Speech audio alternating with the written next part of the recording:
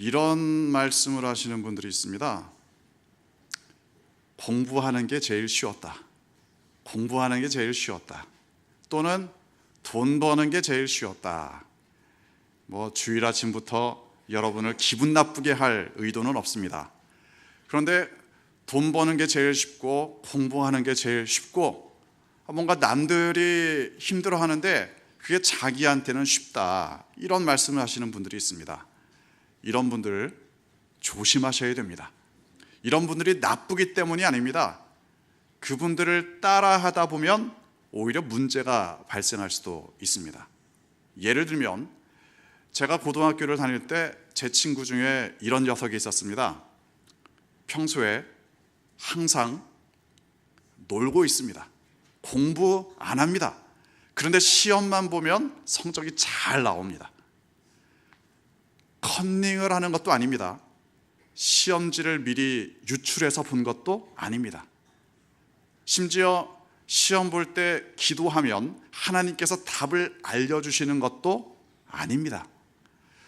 이 친구가 어떻게 그렇게 시험을 잘 볼 수 있었느냐? 이 친구가 IQ가 150이 넘었습니다. 그러니까 평소에는 놀더라도 시험 때 잠깐이지만 바짝 공부하면 시험은 그럭저럭 볼 수가 있었던 거죠. 이 친구에 대해서 약간은 셈이 나기도 하고 또 약이 오르기도 하고 그랬습니다. 그런데 실제적인 문제가 있었습니다. 다른 친구들 중에 이 친구를 따라하는 친구들이 있었습니다.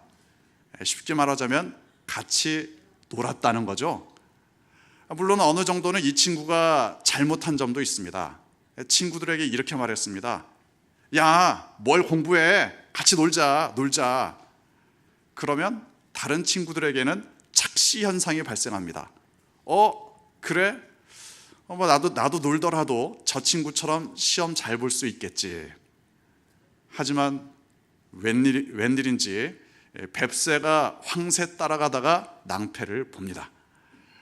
그 친구가 나쁜 건 아니지만 적어도 그 친구를 따라하는 것 자체가 오히려 다른 친구들에게는 문제가 되기도 했습니다.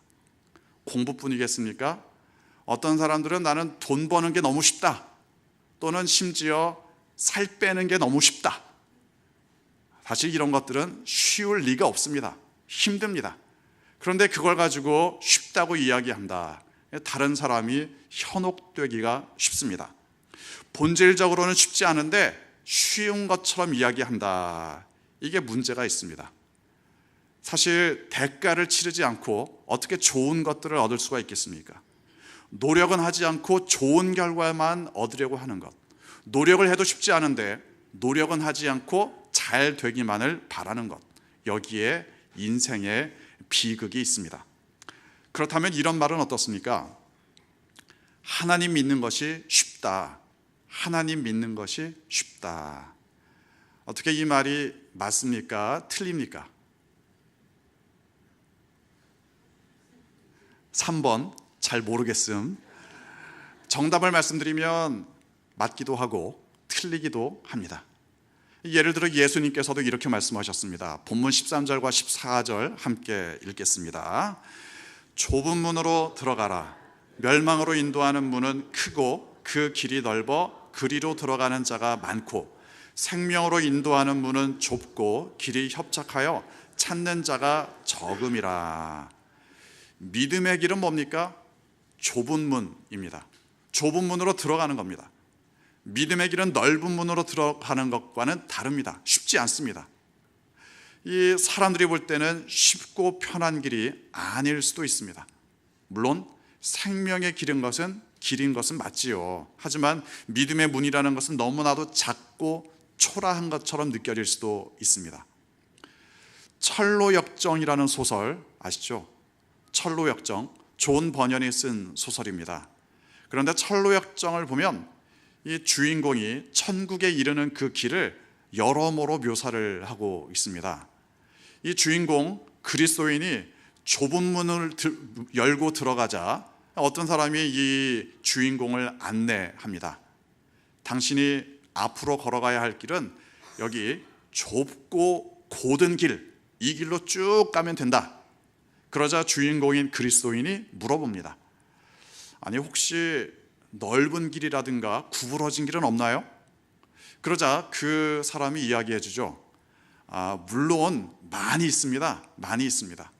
그런데 그 길들은 구부러져 있고 또는 폭이 아주 넓습니다. 폭이 아주 넓습니다. 그러니까 당신이 충분히 알 수 있습니다. 오늘 본문과 철로역정의 내용을 잘 생각해 보면 두 가지 사실을 우리가 알 수 있습니다. 첫째는 성경에 있는 그대로입니다. 천국에 이르는 길은 좁다. 그리고 사망의 길은 넓다. 그러니까 넓은 길과 좁은 길 사이를 우리가 충분히 분별할 수 있다. 천국에 이르는 길은 물론 우리가 조심해야 될 부분도 있습니다. 반드시 천국에 이르는 길은 힘들기만 한 길이냐, 고통스럽기만 한 길이냐, 믿음으로 산다는 것은 어렵기만 한 일이냐, 반드시 그렇게 단정 지을 수는 없겠죠. 왜냐하면 예수님께서도 이렇게 말씀하셨습니다. 천국은 마치 아주 값비싼 보석을 발견한 것과도 같다. 아주 값비싼 보석. 그러니까 얼마나 좋습니까? 얼마나 기쁩니까? 그것도 분명히 천국에 가는 길인 것은 맞습니다. 하지만 우리가 좁은 문으로 들어가야 생명에 이른다. 이것이 반드시 고통스러운 길이라고 말할 수만은 없는 이유가 됩니다. 따라서 결론적으로 이렇게 이야기할 수 있습니다. 생명의 길은 본질적으로는 힘들다. 아니 더 나아가서 사실은 불가능하다. 너무나 좁은 길이기 때문에 사실 믿음의 길은 아무나 갈 수 없다. 심지어 예수님께서도 이렇게 말씀하지 않으셨습니까? 천국에 이르는 문을 잘 쳐다보면 바늘귀 같다. 바늘귀 같다. 도저히 사람으로서는 갈 수 없는 길입니다. 사람으로서는 들어갈 수 없는 문입니다. 하지만 십자가를 의지할 때, 십자가의 공로를 의지할 때 드디어 우리도 들어가는 것이 가능해집니다. 내가 지금 걸어가는 길이 믿음의 길인가? 내가 지금 들어가는 문이 좁은 문인가 아니면 넓은 문인가? 이걸 분별할 수 있는 유일한 기준은 단 하나입니다. 내가 지금 십자가를 의지하며 살아가고 있는가? 이게 바로 좁은 길인지 넓은 길인지 분별하는 기준입니다. 십자가를 의지하고 있다. 그러면 좁은 길을 걸어가고 있습니다. 십자가를 의지하지 않고 있다. 그러면 넓은 길입니다. 그렇기 때문에 교회를 다녀도, 심지어 교회를 다녀도 넓은 길을 선택하는 경우들도 있습니다. 예수님을 믿는다고는 하지만 실제로는 십자가를 의지하지 않는다. 그게 바로 넓은 길입니다. 그래서 우리가 믿음의 길을 분별하기 위해서는 반드시 십자가를 기준으로 삼아야 합니다. 오늘 본문과 철로역정을 비교할 때 두 번째로 우리가 알 수 있는 사실이 있습니다. 좁은 길, 넓은 길, 이걸 분별할지라도 사람들이 반드시 좁은 길을 선택하는 것은 아닐 수도 있다. 십자가를 의지하는 것과 의지하지 않는 것, 이게 뭔지는 알겠는데 선택은 자유라는 이야기죠. 내가 하나님의 은혜를 전적으로 의지하고 있는가, 아니면 내 힘으로, 인간적인 능력으로 의지하며 살아가고 있는가, 이런 차이는 어느 정도 알 수 있습니다. 단적으로 예를 들면 하루를 시작할 때 하나님께 맡기는 겁니다. 하나님의 말씀을 묵상하고 기도하고 하루를 하나님께 맡깁니다. 이렇게 살아가는 것이 좁은 길입니다. 십자가를 의지하는 길입니다. 그런데 이게 쉽지 않습니다. 게다가 날마다 이렇게 살아간다. 이건 대단한 의지와 노력이 반드시 필요합니다. 애써서 하나님을 의지해야 합니다. 하지만 이게 바로 믿음의 길입니다. 그러나 하루를 시작하면서 그냥 아무 생각 없이 되는 대로 살아간다. 물론 아무것도 안 하니까 제일 편하겠죠. 제일 편하지만 이건 십자가의 길이 아닙니다. 어떻게 사는 것이 좁은 길이냐, 어떻게 사는 것이 넓은 길이냐, 이걸 안다고 해서 꼭 좁은 길을 선택하는 것은 아니다. 게다가 우리를 아예 넓은 길로 인도하려는 사람들도 있습니다. 좁은 길로 인도하는 분은 명확하게 우리의 영혼의 목자 주님이십니다. 푸른 풀밭, 쉴 만한 물가로 우리를 인도하십니다. 좁은 길이기는 하지만 생명의 길이 분명합니다. 하지만 누가 우리를 넓은 길로 인도하느냐? 명확하게 사탄입니다. 거짓 선지자들입니다. 본문 15절 함께 읽겠습니다. 거짓 선지자들을 삼가라. 양의 옷을 입고 너희에게 나아오나 속에는 노략질하는 일이라. 이건 믿음의 여정에서 정말 주의해야 할 사항입니다. 누가 우리를 인도하고 있느냐, 그리고 어느 길로 인도하고 있느냐, 만약 이 질문들을 묻지도 따지지도 말고 무조건 그냥 가라, 이건 사탄의 음성입니다. 믿음의 길은 좁은 길입니다. 반드시 십자가를 따라서 분별해야 합니다. 그리고 더더욱 누가 인도하는가, 이걸 명확하게 알아야 합니다. 사탄은 우리를 넓은 길로 인도합니다. 쉬운 길로 인도합니다. 그리고는 우리에게 착시 현상을 불러일으킵니다. 야, 이렇게 살아도 괜찮아. 기왕이면 넓은 길로 가야지. 쉽게 살아. 뭘 그렇게 힘들게 믿냐? 뭘 귀찮게 그렇게 매일매일 성경을 읽고 매일매일 기도를 하며 살아가느냐? 누가 그렇게 산다고 그러느냐? 좋은 게 좋은 거다. 또 교회도 뭘 그렇게 자주 가냐? 가끔씩 가도 괜찮다. 심지어 안 가도 별 문제 없다. 어차피 종교란에 기독교라고 쓸 것이 아니냐. 그 정도면 충분하다. 끝없이 사탄은 우리에게 넓은 길, 십자가를 의지하지 않는 길로 인도합니다. 그래서 그리스도인들은 반드시 순간순간 스스로에게 질문을 던져야 합니다. 지금 누가 나를 인도하고 있는가? 이게 십자가를 의지하는 길인가? 이게 십자가에서 들려오는 음성인가? 이 질문들을 통해 끊임없이 자기를 돌아봐야 합니다. 왜냐하면 사탄은 우는 사자와도 같이 기회를 엿보고 있습니다. 기회를 엿보다가 거칠게 우리를 공격하기도 합니다.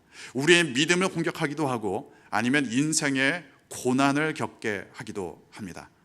사탄의 틈을 보이다가 그런 일을 당한다면 당황하기가 쉽습니다. 또 때로는 아주 교묘하게 살짝 옆길을 걸어가도록 유도할 수도 있습니다. 아주 살짝 방향만 바꾸어 놓는 겁니다. 아주 살짝, 약간 더 넓은 길, 그러다가 좀 더 넓은 길로 인도하는 것이 사탄의 전략입니다. 특히 소위 교회 지도자들이 본인들이 의도하지는 않더라도 사탄의 하수인으로 전락하는 때도 있습니다. 안타깝지만 비극적인 현실입니다. 거짓 선지자들이 사람들의 마음을 십자가로부터 멀어지게 합니다. 신앙의 착시 현상을 갖도록 만듭니다. 이건 한번 이런 상황을 가정해 볼 수 있을 겁니다. 예를 들어 어떤 목사님이 있습니다. 그런데 그 목사님이 아주 잘생겼습니다. 게다가 목소리도 아주 좋습니다.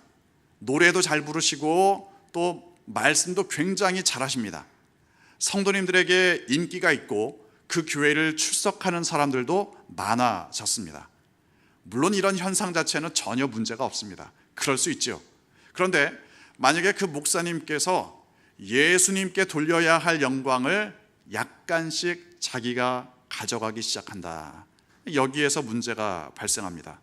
만약 사람들이 서서히 십자가가 아니라 그 목사님을 의지해서 신앙생활을 하기 시작한다. 이건 겉으로 볼 때 아주 미세한 균열처럼 보일 수도 있습니다. 하지만 거대한 붕괴의 예고편이 될 수도 있습니다. 성도님들이 목사님을 좋아한다, 존경한다, 이건 좋은 일입니다. 하지만 아무리 훌륭한 목사님이라도 아무리 훌륭한 교회 지도자라고 해도 십자가를 대신할 수는 없습니다. 성도님들이 만약 십자가를 의지하지 않고 그 목사님을 보고 교회를 다닌다, 그러면 그 교회 언제 무너질지 모릅니다. 그 목사님이 아무리 인간적으로 매력적인 사람이라고 할지라도, 또 그 교회가 크고 또 화려한 프로그램을 가지고 있다고 할지라도 그건 생명의 길이 아닙니다. 넓은 길을 가는 교회는, 또는 넓은 길을 걷고 있는 개인은 언제 무너질지 모릅니다. 혹시 이렇게 말씀하시는 분들이 있을지 모르겠습니다. 아니, 뭘 그렇게 복잡하게 사느냐, 뭘 그렇게 꼬치꼬치 따지면서 살아가느냐, 좀 쉽게 살자, 쉽게 믿자. 하지만 십자가를 의지하는 길은 결코 쉽지 않습니다. 십자가를 의지하는 길은 만약에 쉽다고 가르친다면 그게 바로 거짓 선지자가 되는 겁니다. 하나님을 쉽게 믿어야 한다, 하나님을 믿는 것은 쉽다, 이렇게 잘못 가르치면 결국 현혹되기가 쉽습니다. 예수님을 믿는다는 것은 분명 행복한 길입니다. 하지만 넓고 편한 길은 아닐 수도 있습니다. 순간순간, 그리고 평생 십자가만을 의지한다는 것은 매우 의지적인 노력이 필요합니다. 매일 말씀을 의지하고 매 순간 기도하며 살아간다는 것, 이게 어떻게 쉬운 일이 될 수가 있겠습니까? 목사들도 힘든 일입니다. 심지어 겉으로 볼 때 신앙적인 행동과 실제로 좁은 길은 차이가 있을 수도 있습니다. 단적으로 이렇게 예를 들어봅니다. 목사가 되는 것은 좁은 길을 걷는 겁니까? 신학교를 진학한다면 좁은 길을 선택한 겁니까? 예수님께서 이렇게 말씀하십니다. 본문 21절 함께 읽겠습니다. 나더러 주여 주여 하는 자마다 다 천국에 들어갈 것이 아니요 다만 하늘에 계신 내 아버지의 뜻대로 행하는 자라야 들어가리라. 예를 들어 목사가 되려고 한다, 이건 사명에 관한 이야기입니다. 어떻게 보면 목사가 된다는 것은 믿음의 본질과는 약간 다른 이야기일 수도 있습니다. 목사가 되려고 한다고 해서 그게 반드시 십자가의 길을 걷는 것은 아닐 수도 있습니다. 이건 잘 들으셔야 합니다. 나더러 주여 주여 하는 자마다 다 천국에 들어갈 것이 아니다. 예수님께서 왜 이렇게 말씀을 하셨습니까? 그야말로 야, 주여 주여 좀 하지 마, 이런 말씀이 아니겠죠. 겉으로 볼 때 신앙적인 행동, 그런 것도 하지 마, 이런 것도 아닐 겁니다. 목사도 되지 말아라, 역시 그 말씀도 아닙니다. 목사가 될 사람은 돼야 되겠죠. 물론 어떠한 행동을 하느냐, 무엇을 하며 살아가느냐, 어떤 삶을 살아가느냐, 이거 대단히 중요합니다. 하지만 더 중요한 건 십자가를 의지하며 살아가는 것, 이게 가장 중요합니다. 조심스러운 이야기입니다. 목사가 되어도 십자가를 의지하지 않으면 넓은 길을 걸어가고 있는 겁니다. 교회의 직분자가 되어도, 교사가 되어도, 교회 봉사자가 되어도, 그렇게 신앙적인 외형적인 활동을 할지라도 십자가를 의지하지 않으면 천국문을 향한 것이 아닙니다. 신앙적인 행동을 해도, 예를 들어 교회에 출석하고 예배드리고 기도하고 찬송을 부르고 심지어 헌금을 낼지라도, 그게 만약 십자가를 의지하는 것이 아니라면 넓은 길을 걸어가고 있습니다. 여기에 바로 겉으로 볼 때의 신앙적인 행동과 실제 좁은 길의 차이가 있습니다. 만약 어떤 사람의 신앙이 외식적인 신앙이라면 그건 말할 가치도 없습니다. 그게 아니라 나름대로 믿고는 있는데 십자가를 의지하지 않고 있다, 이게 참 안타까운 일입니다. 겉으로는 신앙적인 행동인데, 겉으로는 좁은 길인데 실제로는 좁은 길이 아니다. 그러면 얼마나 안타깝겠습니까? 여러분은 천국문의 크기가 얼마나 된다고 생각하십니까? 아직 안 봐서, 안 가봐서 잘 모르시겠죠? 물론 이 질문은 은유적인 표현입니다. 천국문의 크기가 얼마나 되는가? 천국문은 사실 보는 사람에 따라, 관점에 따라 크기가 달라질 수밖에 없습니다. 왜냐하면 보는 사람에 따라서 천국은 너무나 작은 문일 수도 있고 아니면 너무나도 넓은 문일 수도 있습니다. 죄인의 관점이라면 천국 문은 아예 보이지 않을지도 모릅니다. 어디에 문이 있는지 알지 못할 수도 있습니다. 나 같은 죄인이 어떻게 천국에 들어갈 수 있겠는가? 죄인의 관점으로만 본다면 천국 문에 다가서는 것조차 엄두가 나지 않을 겁니다. 하지만 십자가의 관점이라면 완전히 이야기가 달라집니다. 십자가를 의지하는 사람들에게는 도저히 보이지 않던 천국문이 드디어 보입니다. 왜냐하면 예수님께서 십자가로 천국문을 활짝 열어놓으셨기 때문입니다. 따라서 십자가를 의지하는 사람들에게는 천국문의 크기는 너무나도 감사한 크기입니다. 십자가를 의지하면 천국문의 크기에 대해서 이렇게 말하게 됩니다. 천국문의 크기가 얼마나 되는가? 나는 잘 모르겠지만 적어도 나 같은 죄인까지도 들어갈 수 있는 크기다. 천국문의 크기는 우리가 측량할 수 없습니다. 하지만 어떠한 죄인도 들어갈 수 있는 크기입니다.